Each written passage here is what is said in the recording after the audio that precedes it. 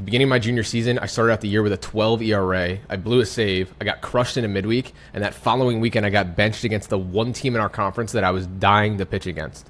And at the end of that year, I ended up committing to the University of Oregon. I pitched 3 shutout innings against LSU in a regional on national television and threw 95 miles an hour. And in this video, I'm going to show you exactly how I took myself from being crushed in the beginning of the year and then having the end of the year feeling like I was on top of the mountain. So the first part in the Mental Performance Masterclass Part 2 is see it and believe it, with a huge emphasis on believe it. That offseason, leading up to my junior year, I dropped 30 pounds. I put in a ton of work in the weight room. I was journaling. I was taking supplements. I was working on my mechanics. I was doing everything I possibly could to have a great year. And that whole time throughout that offseason, I was seeing myself in a professional uniform and in a big school uniform. I could see it so clearly. I always ran 2 miles every day just because that was really the only thing you could do during COVID. There wasn't any really gyms open, and there was a 2-mile loop around my house. So I would run those 2 miles, and the whole time I was running, envisioning really good things in that season and then transferring out or, playing professional baseball. But I could see it so clearly, but I didn't believe it yet. I could only see it. And I show up to campus and I win the closer job and I'm pumped. And the first weekend we play Stony Brook. Pretty solid team for Northeast baseball. We're winning 3-2. The guy in front of me is absolutely carving. But I was the closer and it was a save situation, so they brought me in the 9th inning. I go out there, first guy crushes the double. All right. Next guy crushes the double. Tie game. Next guy I think pops out. So I have 1 out with a runner on second base. Next guy crushes a double. Blow the save. We lose. I'm in the dumps. I feel like shit. I go back home. I'm thinking about what I could have done better, what happened, all of this shit. I feel bad for my teammates.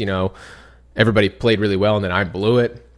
So that happens. Then the following week, we're playing in a midweek, and I go out there, and same thing sort of happens. It's not a save situation, but I come out, and I get absolutely crushed. I give up another 2 runs.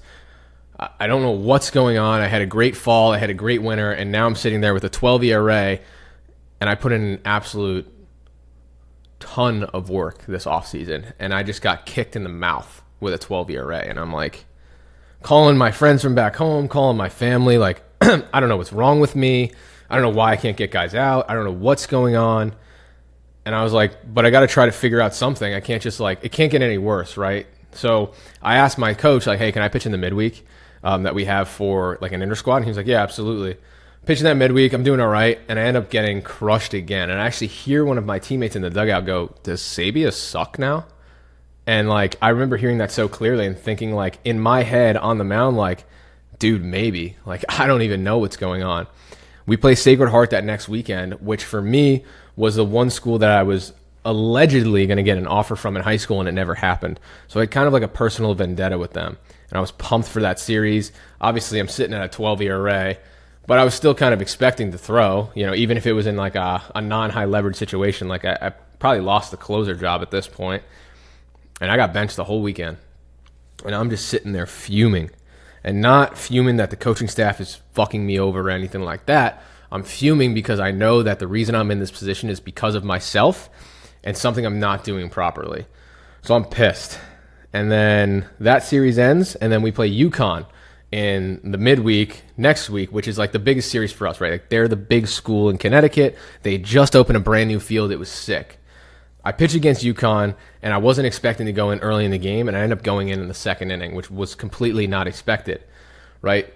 Previously, if that would have happened where my routine went out of whack or whatever, I would have freaked out. I would have been on the mound I'm not prepared, whatever. But I was already kind of in this headspace of clearly the way I'm doing things is not working. So I need to be open to everything. And when I was told hey, you're going in next inning, instead of my normal reaction of what the fuck, why wasn't I given more notice, this, that, and the third, I just went, all right, let's figure it out. And then I went to that UConn series, and a big thing you'll see in this is I use things as measuring sticks, right? I wanted to play at the highest level of college baseball. UConn is the best team in Connecticut. I'm pitching against them. I want to be great. Let's see if I'm good enough. Let's use this as a measuring stick. And I didn't go into that outing of kind of scared and timid, oh, let's see if I'm good enough. I went into it let's see if I can do this. I think I'm good enough to play at this level. Let's find out. And that's the way you need to go into outings. You don't need to go into it with expected outcome of like, I'm going to have success, even though you should always be envisioning success. But you don't always need that hard, concrete mental image. Sometimes you can go into outings and just go in with like this measuring stick of like, I did everything I possibly could. Let's see what happens. Let's put all of my cards on the table and let's figure this out. And I go 1 inning scoreless against UConn, and my coach is like, that's how you pitch, right? And I'm like, all right, awesome. So I pitch against UConn, and that was like the first time I started to actually believe that I could play at a higher level than I was at. Like, yeah, it was Division I baseball, of course, it's Central, but I just played a team that's been in the top 25 consistently for the years that I was in college. I was like, okay, I believe I can do it. And that really started to flip things for me, where I started to understand that, yeah, I could see myself pitching in these big uniforms. I'd be driving in my car listening to music, and I could close my eyes and I could see myself in a big time uniform. I could see the lights turning off in stadiums, and then my walkout hits and I walk out as the closer. Like, I could see it so clearly, but I didn't believe to my core that I could make that happen, or that was a possibility for me. And then after that UConn outing, I was like, I think I can do it. Like, I really think I can do it. And that's like the first turning point in that year. Second key piece is don't change what isn't broken. I think a lot of times when athletes are in the spot I am, or I was when I had that 12 ERA, they try to fix everything because clearly something's broken. And they try to change their arm slot, throw new pitches, change up their whole routine. And more often than not, that's not really the problem. Right? If I would have done that, if I would have changed my arm slot, changed my whole routine, I would not have had a good year. What I realized was in that time frame of having a terrible ERA in a terrible conference in Division I baseball, like the NEC is top 3 worst conferences in Division I baseball, and I wanted to play in the Power 4. So think about like where my head was at, where I was like, I'm not even good enough to play in this mediocre Division I conference. How the hell am I going to play at a very high level? It would have been very easy for me in that time frame to really let that thought sink in and believe it and beat myself up and change everything because right now things aren't going well. As you notice in the first part, I'm talking about seeing it and believing that you can play at the next level. Well, if I believe that I can play at the next level, why would I change things that aren't broken? The only thing that was broken at that time frame was 2 things. Was one, I was using my fastball way too much at like an 80% clip. So that was like an actual like tangible thing. And the second thing was my mental performance as far as confidence was terrible. Anytime anything didn't go exactly according to plan, I folded. When that guy hit a double, I was like, all right, not what I was expecting to happen. And I was setting these like constraints on myself before outings because I was so big in visualization, and it is very important, but I was so big into visualization that when it didn't go the way my vision had it, I couldn't seem to compute why that didn't go the way I thought, right? So the main things that were broken was my approach. I didn't need to change my whole arsenal. I didn't need to change my mechanics. I didn't need to change my routine. Like, I felt great in those 2 outings. I was, 90, 91, 92 in the early cold Northeast. I was like, okay, like velocity was decent for that time of year. So it wasn't a mechanical thing or anything like that. It was a mental thing. Like, it was a mental block because I was putting these constraints on myself. So instead of changing a bunch of shit, I just started to view things in the way that was beneficial for my career. So it was having confidence that I did everything I possibly could, which I did. I did everything I possibly could that year. Everything. There is no stone I didn't turn over. I did everything. So preparation, locked. Number 2 is not using that preparation as a crutch to like the game owes me something. Like, hey, I did all this shit. Like, why aren't you giving me the results that I deserve? It's not how baseball works. It's not how life works. Just because you put in XYZ amount of work doesn't mean you're going to get this result. And I started to detach from that, of not using the hard work as kind of like a crutch. Where I was like, well, if I work hard, I should get success. This is just not how it works. Success is not something that is owed to you. It's something you earn. And you can think you put in all of this hard work and you earned it. Nope. Doesn't owe you that. For me to earn the success that year was to change my thought process. Yes, did all of the things that I did in the off season, the running, the eating properly, the dropping weight, did all of that play a huge factor into my success? 1000%. But if I didn't change my thought process and the way I went about viewing myself and viewing my outings and viewing all of these things that were going on throughout this season, none of it would have mattered, right? The biggest shift for me, as I said, was when I went into that UConn game, was like, I used it as a measuring stick. Like, let's see what happens. Like, I'm going to give you everything I got, and if you're better than me, I can sleep at night. Turns out you weren't better than me. That's what I wanted to figure out. And I didn't go into that game like timid or, oh, here we go. It was like, let's find out. Let's see if I'm as good as I think I am.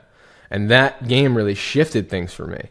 But if I would have changed a ton of shit and tried to like make myself, throw harder, if that was what I thought what the issue was, if I started to throw a sweeper instead of a traditional slider, like whatever it is, it would have been a waste of my fucking time. And it would have changed the entire course of that career, of that season, I mean. And the thing that I wish I could go back and change throughout that season, and it ended up working out for me, but in my pro career it didn't, was I saw that 12 ERA, and every time I went scoreless in an outing, I would just look and see how far the number went down. And I was trying to like get it down to a respectable number. And yes, it worked out for me, but again, it put that constraint on me of like, I need to put up scoreless outings. I need to do this. I need to do that. And that makes it really tough to play freely and have success, because there were times where I probably put myself in situations of not allowing a run or being so concerned about that I didn't need to put myself in. So the second part of the mental performance masterclass, this part here is don't change what isn't broken, is a lot of times it's one small, minute detail that you're overlooking. And for me, it was how I was viewing myself and viewing the outings. That was the biggest problem at the beginning of the year. I was putting so much pressure on myself because I wanted to play at a higher level that it was almost impossible for me to have success. And then the other thing was thinking that like the hard work that I put in owed me results. Like that was the biggest like unlock when I was like, oh, hard work doesn't owe me shit. Like, just because I did all this, I'm not owed a fucking thing. Okay. All right. Well, I'm not going to stop working hard because I enjoy it and I know that it's important. But I'm not going to go to the gym, work out a ton, and then be like, I'm going to pitch well this weekend because I worked out. It's like not how that works. And I think a lot of times athletes use that as a crutch, right? So the second part is just don't change what isn't broken. So number 3 is control your emotions until the job is done. So throughout that year, right, in the beginning, I'm at rock bottom. I'm calling people from back home, wondering what's going on. And then eventually I start to like, I'm our closer. That was my role for the rest of the year. I start to have some really good outings. I start to get that confidence and that swagger back, start to really feel good about myself. And I start to let it get to my head a little bit, in the sense of I started to notice that I was throwing harder than most guys in my conference. And I could really, at the right time, just blow my fastball by guys. And I would start to do that in game and have this like arrogance about me and just like bravado. And that's great.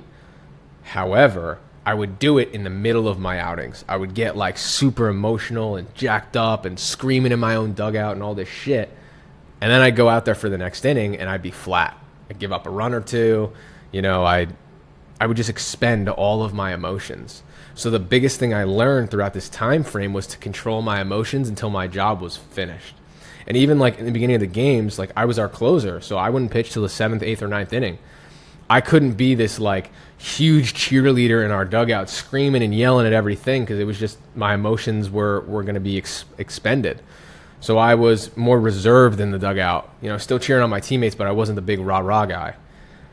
And then I pitch against Bryant, who was the best team in our conference in a conference series. And again, I let my emotions get to me. I start getting all like bravado, jacked up, do well the first inning. The second inning, I get pulled because I let the first guy hit a double, and I think I walked the next guy. So I was like, all right, I let my emotions get to me there. And I realized in that moment that I needed to be more under control overall. And that came from centering myself, that when the job is finished, that's when I can be celebratory in a sense. I pitched against Bryant again in our conference championship game. And the whole time, it's a decent crowd. It's a loud environment. We played in the morning. It's a long day. And all I was thinking to myself was, I want to be under control this whole time. I want to hold my emotions in check. And there were times in that game where it would have been so easy for me to go absolutely ballistic. Absolutely ballistic. Like, for example, in the 8th inning, it was either the 7th or the 8th inning, first guy get out, and next guy leads off with or gets a single, so runner on first with 1 out. Literally next pitch, double play, ground ball. We're out of the 8th inning. Would have been so easy to scream and yell and go crazy because it's a huge spot in the game. If we don't win this game, our season's over. So yeah, the emotions are high, but he gets out, and I act like it's business as usual. I walk in the dugout, fist bump everybody, go back out for the 9th inning, 1, 2, 3, and then I lost it because my job was over. I could let my emotions go, and I could let my emotions bubble to the surface of how proud I was of our team for winning that game, and how proud I was of myself for learning from early in the year against the same team to keep my emotions in check. And that was like another huge turning point for me mentally. And then we go to the LSU game, and I've already kind of experienced what it's like to play against a big school, right? I played against UConn, and UConn and LSU are not, comparable in the sense of like powerhouse historic programs, but I viewed them the same. This was another measuring stick opportunity for me. I was pitching against LSU on national television for our season. I think at this time, and I believe at this time, that I could play Power 4 baseball, that I can play against teams in the SEC and the Big 10 and the Big 12 and the Pac-12 at the time and the ACC. I think and I believe that I can do that. So when I faced LSU against guys like Dylan Cruz, Trey Morgan, Gavin Dugas, some of the bigger names that were on that team, it was a measuring stick opportunity again where I think I'm good enough. Let's find out. I didn't go in there timid. I didn't go in there expecting a certain result. I just went out there going, let's find out, man. Let's see if I'm as good as I think I am. And the other thing in that game was I brought that same mentality that I did in our championship game to that. I was going in there, controlling my emotions and being centered. And this one little caveat was different. It was a measuring stick, right, as I said, but I expected to do well. And I think, earlier in this video I said, I was putting constraints on myself of like thinking I would have success, but it was coming from a place like, if I don't have success, what the fuck? Where this was, it wasn't even an outcome. Like there was no doubt in my mind that I wasn't going to have success. But if for some miracle reason I didn't, it wasn't going to crush me. I went into that game as a measuring stick, but I also just expected to throw well. And then in that game against LSU, I throw 3 scoreless innings against them. In the 3rd inning, first 2 guys get on, single, no outs. It's LSU. And again, I was keeping my emotions in check. And I vividly remember on the mound thinking to myself, why not me? Why not me to get out of this situation? Why can't I do it? Where I think a lot of athletes, 2 guys get on against a school that ends up going to super regionals as LSU, you start to have the thought of, oh, fuck, here we go. Like, this is when I blow it. This is when things go wrong. And that's not the thought process I had. I thought, why me? The next guy tries to bunt both guys over and ends up striking out. And I'm like, okay, 1 out. Next guy flies out to right field on like the 3rd pitch. 2 outs, runners on 1st and 2nd. Trey Morgan coming up to the plate.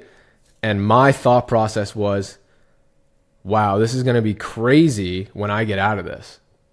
That I'm the guy at the small school who had 2 guys on base with no outs, and I'm going to walk off this mound in a regional game with no runs on my ledger. This is going to be insane. Get Trey Morgan at 3-2, 3-2 pitch, grounds out to first base, and I knew my outing was done because I'd already talked, like the coaches already say, hey, this is the last inning. And again, that was when I didn't even let my emotions go as much as I did, but I just patted myself on the chest and was just like, that result and pitching well against a school of that caliber came from this. That's where it came from, because it would have been so easy with a guy on 1st and 2nd with no outs to almost accept the fact that like somebody's going to score. This is the bad inning. And that's just not how I viewed it. I viewed it as, why not me? And this is going to be an insane story to tell when I get out of this shit. And now I get to tell that story And it comes from that time, from literally on the mound having that thought process. And that is, if you take away one thing from this video, I hope it's that the thoughts that you have on the mound shape the outcome more than any pitch you throw. The thoughts that you have shape the outcome. So if your thoughts are positive and you truly believe, like that's the other thing too. Your thoughts can be positive, but you can't bullshit yourself. Like, I truly believed, why not me? Like, why can't I get out of this? And then I truly believed, like, this is going to be crazy when I don't give any runs up this inning. I believed that to my core. That needs to happen when you're on the mound. So when things go sideways, you need to tell yourself this narrative of, this is going to be nuts when I get out of this, or just good outcomes. And that comes from practice. That comes from doing it over and over and over and over again. And if you haven't seen the first Mental Performance Masterclass video, I highly advise you to check that out, where I really go through kind of the storyteller part of this and how you need to be a great storyteller. And most of the great icons in sports that all of us admire were great storytellers to themselves. And eventually, if you tell yourself a positive story enough, you will internally believe it, and then you can execute it. So I hope this video really helps you understand how you can take these 3 things and put them into your season right now. And if you do that, I promise you, you will have much better results than you're having right now, because I've said this a million times, but the mind is the most important thing in the game of baseball. You can be the most talented, the most gifted guy. You could be sitting 95 right now with a sweeper going -20 horizontal. It doesn't matter if your mind's all jacked up. So I hope this video helped you, and as always, stud muffins, go prove them wrong.